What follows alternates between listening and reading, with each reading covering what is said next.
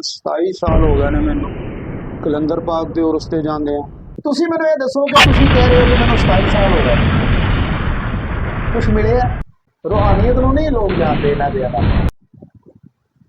अल्हम्दुलिल्लाह रब्बिल आलमीन वस्सलातु वस्सलामु अला सय्यदिल मुरसलीन अम्मा बाद फाउज़ बिल्लाहि मिनश शैतानिर रजीम बिस्मिल्लाहिर रहमानिर रहीम। नाज़रीन, ਤੁਹਾਡਾ ਹੋਸਟ ਤਾਹਿਰ ਸਰਫਰਾਜ਼ ਸੁਲਤਾਨੀ अपने यूट्यूब चैनल ज़ौक़े रूहानियत के नाल ਤੁਹਾਡੀ खिदमत ਵਿੱਚ सलाम अर्ज करदा है।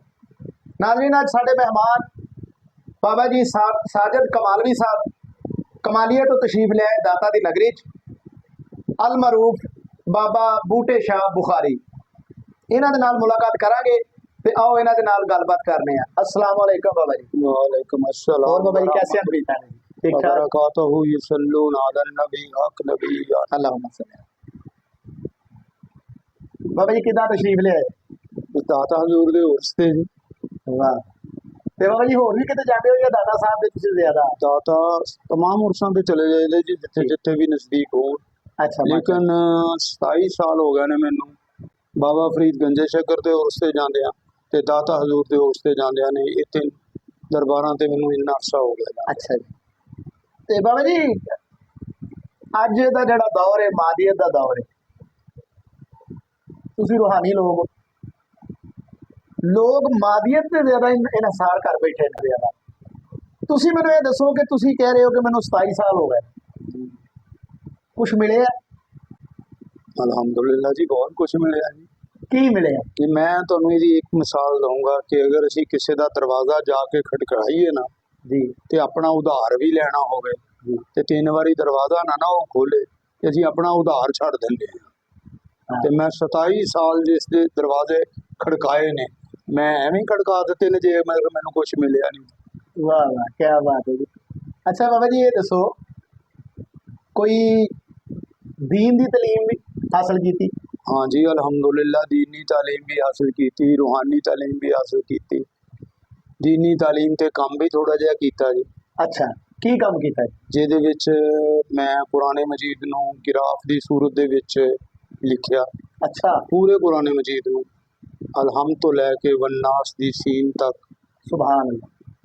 जिस तरह अल्लाह दे लफज 4 ने, अलिफ लाम लाम हे, ये मैं 4 खानियां च लिखे ने, अलिफ लाम लाम हे 4 खानियां तो बाद इस तरह इन्हां दा मैं शुमार किया कि पूरे कुरान मजीद च अलफ किन्ने ने, बे किन्ने ने, ते किन्ने, से किन्ने ने। ठीक है। इन्हां दा शुमार काफ़ी किताबां च मिलदा। ठीक है जी। उन्हां दे विच अलफ दी तादाद भी लिखी गई आ, बे दी तादाद भी लिखी गई आ, से दी तादाद भी लिखी गई है, ये तक तमाम दी तादाद लिखी है। ठीक है, यानी जेडे उलमाए दीन ने या दीन वास्ते किताबां मिलदियां मार्केट ठीक है।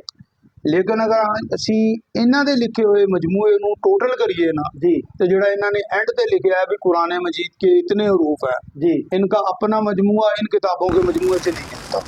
अल्लाह भाई, ये तो एक नवी गल है जेहड़ी तुसीं दसदे पे। नवी गल के असी शुमार ही नहीं कीता जी।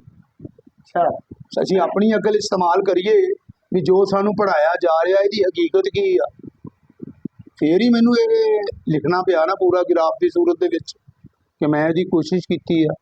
ठीक। इस वक्त मेरे को अलिफ लाम मीम सूरत फातिहा तो लैके जी सूरत वन्नास 114 सूरतों का अलग अलग रिकॉर्ड मौजूद आ। अगर कोई साहब देखना चाहे तो कमालिया ते शरीफ लै आवे ते ओह देख सकदा। नाज़रीन, सब तो वड्डी गल ये वे, असी बुजुर्गों को आए हैं एक सूफी समझ के, एक दरवेश समझ के। लोग किथे किथे सूफिया नूं, दरवेश लोगों नूं, बुजुर्गों नूं उन्हां दे बारे च कैसियां कैसियां गल्लां करते हैं। अज तुसीं अपनियां अखां नाल वेखोगे कि एक दरवेश सिर्फ इंसान ने और वो जिहड़ा काम साडे उलमा इकराम नूं करना चाहिए सी और वो दस रहे ने कि जो काम पहले हो चुके है वो ठीक नहीं होया तादाद के हवाले नाल। बाकी दीनी मामलों के विच उलमा जिहड़े ने असीं साडे सिरां दे ताज ने, सिर्फ इन्नी गल है कि जिहड़ी तादाद की वो गल करते पे ने, हरूफां की गल करते पे ने, वो ठीक नहीं।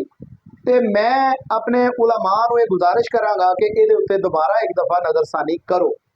तो बाबा जी तुहाडे च ते इन्हां दे ਕੀ ਫਰਕ ਆਉਂਦਾ ਹੈ? ਉਹਦੇ 'ਚ ਇਹ ਹੈ ਜੀ ਕਿ ਸਭ ਤੋਂ ਪਹਿਲੇ ਨੰਬਰ ਤੇ ਜਿਸ ਤਰ੍ਹਾਂ ਮੈਂ ਤੁਹਾਨੂੰ ਇੱਕ ਮਿਸਾਲ ਦਊਂਗਾ ਜੀ ਕਿ ਸੂਰਤ ਫਾਤਿਹਾ ਇਹਦਾ 1 ਰਕੂ ਇਹਦੀਆਂ 7 ਆਇਤਾਂ, ਠੀਕ ਹੈ ਸੂਰਤ ਬਕਰਾ ਇਹਦੇ 40 ਰਕੂ 286 ਆਇਤਾਂ। ਠੀਕ ਹੈ ਜੀ। ਤੇ ਜਦੋਂ ਅਸੀਂ ਉਲਮਾ ਨੂੰ ਪੁੱਛਦੇ ਹਾਂ ਤੇ ਉਹ ਕਹਿੰਦੇ ਨੇ ਕਿ ਇਹ ਤਾਦਾਦ ਜਿਹੜੀ ਆ ਇਹ ਦਰੁਸਤ ਲਿਖੀ ਹੋਈ ਆ ਉੱਤੇ, ਠੀਕ ਹੈ ਇਹਦੇ 'ਚ ਕੋਈ ਫਰਕ ਨਹੀਂ। ਠੀਕ ਹੈ ਜੀ। ਲੇਕਿਨ ਅਗਰ ਇਹਨਾਂ ਆਇਤ ਨੂੰ ਅਸੀਂ ਗਿਣਦੇ ਹਾਂ ਤੇ ਉਹ 6236 ਬਣਦੀ ਆ। ਅੱਛਾ 6236 ਬਣਦੀਆਂ, ਜਦ ਕਿ तमाम किताबां ਦੇ ਵਿੱਚ ਲਿਖਿਆ ਹੋਇਆ ਇਹਨਾਂ ਨੇ ਕਿ ਕੁਰਾਨ ਮਜੀਦ ਦੀ ਆਇਤ ਦੀ ਤਾਦਾਦ 6666 ਆ। ਉਹਦੇ ਬਾਰੇ 'ਚ ਤਫਸੀਲ ਇਹਨਾਂ ਨੇ ਇਸ ਤਰ੍ਹਾਂ ਲਿਖੀ ਹੋਈ ਆ कि आयात नहीं की तादाद 1000, आयात वईद की तादाद 1000, इस तरह 6000 पूरी करके ना इन्होंने किसी की कुछ लिखी है तादाद लिखकर, आखिर में लिखा हुआ है कि मुश्तरका आयात 66। अच्छा, और इन्होंने 6666 बता दी हैं, लेकिन कुरान मजीद में जो निशानात लगे हुए हैं उनके मुताबिक आयात की तादाद 6236 है। मैं आवाम से अपील करता हूँ जी कि कुरान मजीद हर घर में मौजूद है, खुदा के वास्ते एक मर्तबा खुद गिन लें ताकि उन पर हकीकत अयां हो जाए। नाज़रीन, ये मैं अपने चैनल के ज़रिए ये मसला बाबा जी की वसातत से आपके सामने पेश करता हूँ और ज़रूर इस पर आप अमल करें और हमें कमेंट्स में आगाह ज़रूर करें। बाबा जी, हुण असी आने रूहानियत वाले पासे। असी सुनने कि अल्लाह पाक की ज़ात फरमाती है कि जिसने अपने नफ्स को पहचाना उसने अपने रब को पहचाना। पहले तो ਇਹਦਾ मतलब समझाओ। नफ्स का मतलब मेरे ख्याल में तो ख्वाहिश है। ठीक है, ख्वाहिश किस किस्म की भी हो जी वो नफ्सी होता है। ठीक है। जब हम कोई भी ख्वाहिश करते हैं तो हमें पता नहीं होता कि ये सही है या गलत है, किससे पूछना है हमने। ठीक है, यही तो पहचान करनी है कि जो काम हम करने लगे हैं क्या ये हमें ज़ेब देता है कि इंसान होने के नाते। अब आपको किसी ने बताना तो नहीं है ना, जी बिल्कुल। बाकी सबका नफ्स अपना अपना है, आप किसी के नफ्स के बारे में कुछ नहीं जान सकते। ठीक है, कोई लिखता है नफ्स अमामा, नफ्स उमारा, इस तरह किताबों में पढ़ने में तो मिलता है, लेकिन इसकी हकीकत कोई नहीं बयान करता। बिल्कुल कि इसकी दुरुस्तगी कैसे करनी है। ये दुरुस्तगी आपको जिस चीज़ का पता होगा ना, आप उसी की दुरुस्तगी कर सकेंगे, जब आपको पता ही नहीं। बिल्कुल ठीक। तो बाबा नफ्स तो हमेशा इंसान की ख्वाहिश का नाम है। ठीक है। और बाबा जी हर ख्वाहिश जो है वो मिट जाती है, इसीलिए कुरान मजीद में फरमाया गया है कि हर नफ्स ने मौत का जायका चखना है, हर ख्वाहिश मिट जानी है आपकी। बिल्कुल ठीक। हर ख्वाहिश नई से नई जन्म लेगी, वो मिट जाएगी, जब वो ख्वाहिश पूरी हो जाएगी मिट गई। बिल्कुल ठीक है। कोई चीज़ भी नफ्स दरवेशों ने तो बहुत कुछ लिखा है, लेकिन हमारी समझ से भी वो बाहर है। बिल्कुल ठीक है। अच्छा, जो चीज़ हमारी समझ में नहीं आती हम उसके बारे में क्या बात कर सकते हैं। जैसा कि अल्लाह ताला ने फरमाया, जिसने अपने आप को पहचाना उसने मुझे पहचाना। अब यहाँ किसी पीर की शनाख्त तो बताई नहीं गई, हाँ जी, अपनी बताई गई है, आपने अपने आप को कैसे पहचानना। बिल्कुल बाबा, ये मैं यहाँ पे इतने सवाल जड़ा ना थोड़े अगे ये रखना कि अपने आप को किस तरह पहचानना। हाँ, इसके लिए मैं आपको एक मिसाल देता हूँ कि एक आदमी ख्वाब देखता है, वो कहता है कि मैं रात दाता हजूर पर हाजिरी दे रहा था जी। अब देखना ये है कि वो अपनी चारपाई पे सोया हुआ है, दाता हजूर कैसे पहुंच गया, या उसको कैसे पता चला कि मैं दाता हजूर हूँ। ये गल तो काबिल गौर है जी। अब इसमें फर्क तलाश करना है, आपने को जो चारपाई पे बैठा था वो कौन था, जो मेरी सूरत लेकर दाता हजूर गया वो कौन था। अब अपनी पहचान करो कि तुम कौन हो। अगर आप सोए हुए थे तो आपको दाता हजूर के ख्वाब वाली खबर किसने दी? सूरत तो आपकी लेकर गया ना, हमने एक दरवेश का कौल पढ़ा है, उससे ये साबित होता है कि मैंने महसूस किया कि खुदा मुझ जैसा है। हम खुदा नहीं है, हम खुदा नहीं है। मैंने महसूस किया जिस तरह हवा हमें महसूस तो होती है लेकिन नजर नहीं आती, इसी तरह हम खुदा को महसूस तो कर सकते हैं, देख नहीं सकते, हमारी आंखें नहीं है खुदा को देख। ਇਹ ਤੇ ਫਿਰ ਬਾਬਾ ਜੀ ਉਹ ਵੀ ਗੱਲ ਆ ਜਾਂਦੀ ਹੈ ਕਿ ਅੱਲਾਹ ਪਾਕ ਦੀ ਜ਼ਾਤ ਫਰਮਾਉਂਦੀ ਹੈ ਕਿ ਮੈਂ ਇਨਸਾਨ ਨੂੰ ਆਪਣੀ ਸੂਰਤ ਤੇ ਪੈਦਾ ਕੀਤਾ। ਮੇਰਾ ਖਿਆਲ ਹੈ ਇੱਥੇ ਕਿ ਤੁਹਾਡੀ ਗੱਲ ਨੇੜੇ ਆ ਜਾਂਦੀ ਹੈ। तो इसके बारे में ना बेदम शवासी रहमतुल्लाह अलैह फरमाते हैं, देख लो शक्ल मेरी इसका आईना हूँ। वाह, देख लो शक्ल मेरी इसका आईना हूँ मैं, यार की शक्ल हूँ और यार में फना हूँ मैं।